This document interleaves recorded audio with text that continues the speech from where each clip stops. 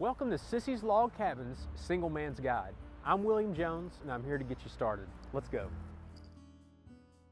Now the first thing to consider is this is something that she's been thinking about, dreaming about, and even talking about with her friends for probably more than the better part of her life. So it's up to you to make an informed decision enough to pick something out that she really loves. Now let's start with the diamond itself. Diamond itself is hardest material on earth. It lasts lifetimes upon lifetimes, and the most recently formed stone is 80 million years old. So like your relationship, it's a magnificent thing.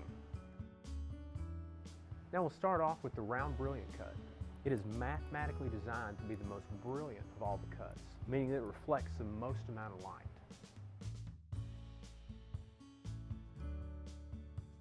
Now all other cuts besides the round brilliant cut are considered to be fancy cuts. Here we have a princess cut, radiant cut, cushion cut,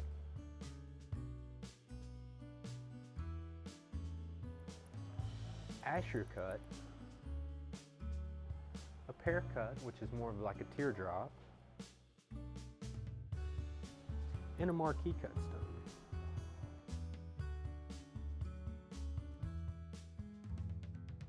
Now these are just some of the most popular cuts. There are many more out there, but the main thing to think about in a cut is what she wants. After we pick out the cut of the stone, the next thing we need to decide on is the clarity grade we want on our stone. It starts off with internally flawless, absolute nothing in the stone. VVS is the next one, very slightly included. VS, very slightly included. SI, slightly included. And then the final grade would be the I, which just means included. Now an inclusion isn't necessarily a bad thing in a stone at all. All it could be is just maybe a little piece of carbon or some other thing that's not natural diamond inside of it. Let's talk about clarity grades again. In my right hand I have an SI2 stone, and in my left hand I have a VVS2 stone. And as you can see by looking at these here, there's no visual characteristics in between the two, meaning that you would have to have a microscope or a loupe to actually see anything in the stone. So if you're looking right around that value factor or finding a good value in a stone, you know, SI2 is really all you would need. Anything past that is more of just personal preference. Now the next thing we need to talk about here is the color grade of each diamond. Now the color grading system goes from D, which is colorless, to Z, which is very yellow.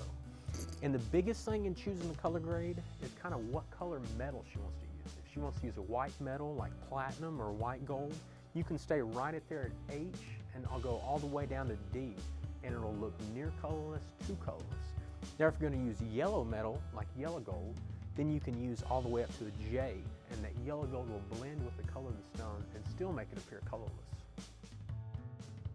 Now just to kind of show you the color differences in between the stone, in my right hand I have a D colorless stone, so completely colorless, no coloring at all, and then I have an H colored stone here, which is slightly tinted yellow.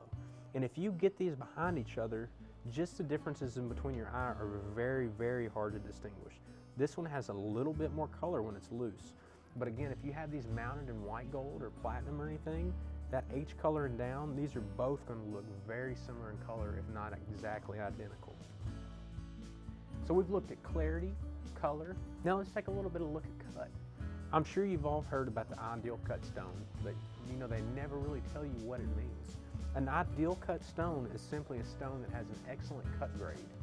Now like I said, the round brilliant cut is mathematically designed specifically to be the most brilliant stone possible. So there is a range in there that they judge these things by, and they go from good, very good, to excellent, which would be an ideal cut. Here I have an excellent cut, which would be an ideal cut, compared to a very good cut here. And you can visibly tell the excellent cut is just a little bit, maybe minusculely brighter than the very good. Now that we've talked about the clarity, the color, and the cut grade of each stone, we've kind of got an idea of how they're priced there. And so you can go around, go shop around, look at all the different stones and kind of mix and match all those qualities that each one of them have. That way you can either put yourself in that price range, find exactly what you're looking for, save some money, or you could even possibly add up to another quarter carat or half carat of size specifically by going around and finding that value range. Like in white metal, Si2 to H is right there where you're saving the most amount of money and you're still getting that good look. But as in anything, the biggest thing is going out and physically looking at these stones and looking at them loose.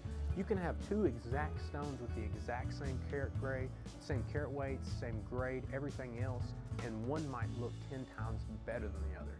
Each individual diamond is itself, it has its own look. So I hope this helped you out today. Come in and see us. We have one of the largest diamond inventories in the South. We have great financing and an absolutely huge inventory, and the service to help you find exactly what you need. And remember, life's too short for ordinary jewelry.